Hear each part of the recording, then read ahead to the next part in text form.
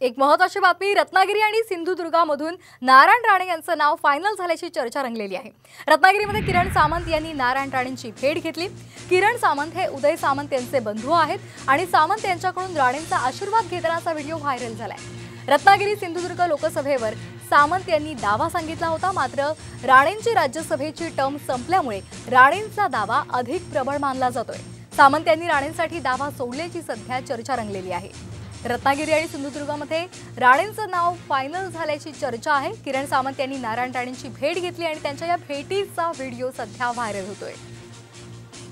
या संदर्भात अधिक माहिती घेऊयात आमचे प्रतिनिधी सूरज मसूरकर यांच्याकडून। सूरज, काय अधिकचे अपडेट्स आहेत या संदर्भातले?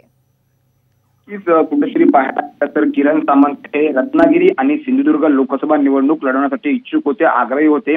वारंवार त्यांनी ही गोष्ट बोलून दाखवली होती। रत्नागिरी सिंधुदुर्गमध्ये बॅनरबाजी देखील केली होती। मात्र आता रत्नागिरी आणि सिंधुदुर्ग लोकसभेसाठी भाजपचं जे नाव आहे ते निश्चित झालेलं आहे। केंद्रीय मंत्री नारायण राणे यांचं नाव जवळपास कुठेतरी निश्चित झालेलं आहे। आधी हे देखील होतं की नारायण राणे कुठेतरी राज्यसभेवरती जाणार असल्याची चर्चा देखील रंगली होती। मात्र त्यानंतर आता कुठेतरी नारायण राणे हे लोकसभेच्या रिंगणात उतरणार असल्याची जी माहिती आहे ती सूत्रांकडून मिळालेली आहे साम टीव्हीला। आणि आता भाजपने नारायण राणे यांचं नाव कुठेतरी निश्चित केलेलं आहे। त्यानंतर नारायण राणे यांचा जो रत्नागिरी सिंधुदुर्ग दौरा होता त्यामध्ये रत्नागिरी विमानतळावरती किरण सामंत आणि नारायण राणे यांची भेट झाली आहे आणि त्याच ठिकाणी किरण सामंत यांनी नारायण राणेंचे आशीर्वाद घेतले आहेत आणि त्यानंतर तो जो हा व्हिडिओ आहे तो व्हायरल झालेला आहे। कुठेतरी आता हे अशी चर्चा रंगलेली आहे की नारायण राणे यांचं नाव जेव्हा लोकसभेसाठी फायनल झालेलं आहे, निश्चित झालेलं आहे, त्यामुळे कुठेतरी आता किरण सामंत एक पाऊल मागे येतील का? लोकसभेसाठी आग्रही असलेले किरण सामंत कुठेतरी आता माघार घेतील का? आता हे पाहणं भविष्यामध्ये महत्त्वाचं ठरणार आहे।